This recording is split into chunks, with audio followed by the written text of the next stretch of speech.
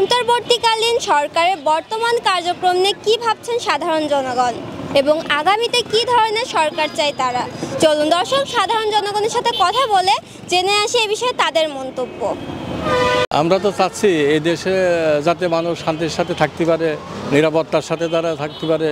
হ্যাঁ, এইটাই আমরা চাচ্ছি। আমাদের অন্য কিছু যে গভর্নমেন্ট আসুক, উনি আমাদের সমস্যা নেই। আমরা চাই এই দেশটা শান্তির সাথে যাতে থাকে, যে সন্ত্রাস দুর্নীতি এটা ওটা হয়ে দেশে ছায়ে যাক বা এই ধরনের মানুষ এই করুক, আমরা এই ধরনের সরকার চাই। আমরা শান্তি শৃঙ্খলা বজায় রেখে যাতে যে সরকার চালাতে পারবে, মানুষ শান্তির সাথে থাকতে পারবে, দ্রব্যমূল্য নিয়ন্ত্রণে রাখতে পারবে, এইরকম জাতীয় সরকারই আমরা চাই। পরবর্তী সরকার তত ভালো একটা সরকার যাতে বসতে পারে সেই হিসেবে আমরা চাই। আমরা তো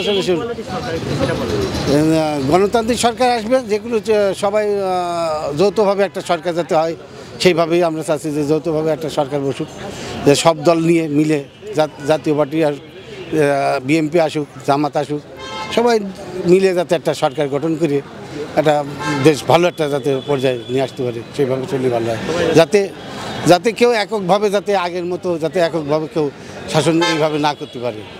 এখন বর্তমান এই সরকার চলে যাতে ভালো, আমরা খুব খুশি আছো বর্তমান, বুঝেছো? খুব ভালো গাড়ি মাড়ি আমরা চালিয়ে, আমরা বেড়ে চলি, শান্তি পাচ্ছি। এখন যদি এই সরকার যদি খারাপ করে তাহলে এই সরকার এরকম পতন হবে, আর যদি ভালো করে তাহলে ভালো চলবে দেশ।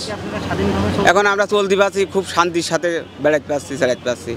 আমরা সাধারণ মানুষ যেটা চাই, আমরা যাতে শান্তিতে বসবাস করতে পারি, আমাদের দ্রব্যমূল্য ক্রয় ক্ষমতার মধ্যে থাকে, বাজারের যে ঊর্ধ্বগতি নামিয়ে যেন ক্রয় ক্ষমতার মধ্যে আনে, আমরা খেটে খাওয়া মানুষ যাতে সাধ্যের মধ্যে জীবনযাপন করতে পারি, দেশে মারামারি না থাকে, সুদ ঘুষ এগুলো যাতে না থাকে, শান্তির আশা করি আমরা।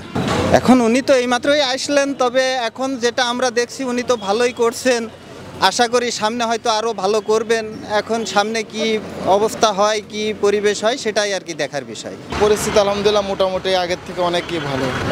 এখন দেশ যেভাবে ভেঙে পড়েছে, এখন আমরা চাই যে দেশ আরও উন্নতি হোক, এটাই। দেশটা চলছে এখন ভালো, খারাপ না, সমস্যা। দেশে পরিস্থিতি আইনগতি সবসময় ভালো থাকে, সবার জন্য নিরাপত্তার জন্য। যা দেওয়া যাচ্ছে কোর্টে, যে দেওয়া আছে আইন ব্যক্তিগত আইন হয়ে গেলো, এই আইনটা আমরা চাইনি। শুরু থেকে প্রথমেই অনেক আশাবাদী যে সরকার ভালো কিছু করবে, যেহেতু অনেক পরিশ্রমের ফলে সরকার পতন হয়েছে, তো আমরা আশাবাদী যে ভালো কিছু করবে। এখন দেখা যাক কি হয় ভবিষ্যতে। আমি সরকার চাচ্ছি এমন যে নিরপেক্ষ থাকবে সবসময় এবং জনগণের পক্ষে কাজ করবে।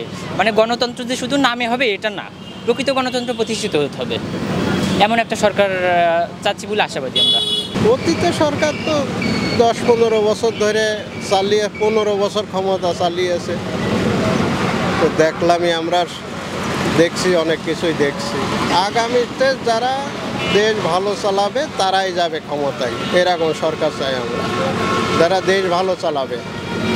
মানে অতীতে যারা চালিয়েছে এরকম যাতে না হয়। অনেক জান, অনেক প্রাণের বিনিময় হচ্ছে, ছাত্রছাত্রীরা এই দেশটা আবার ফের নতুন করে স্বাধীন করেছে।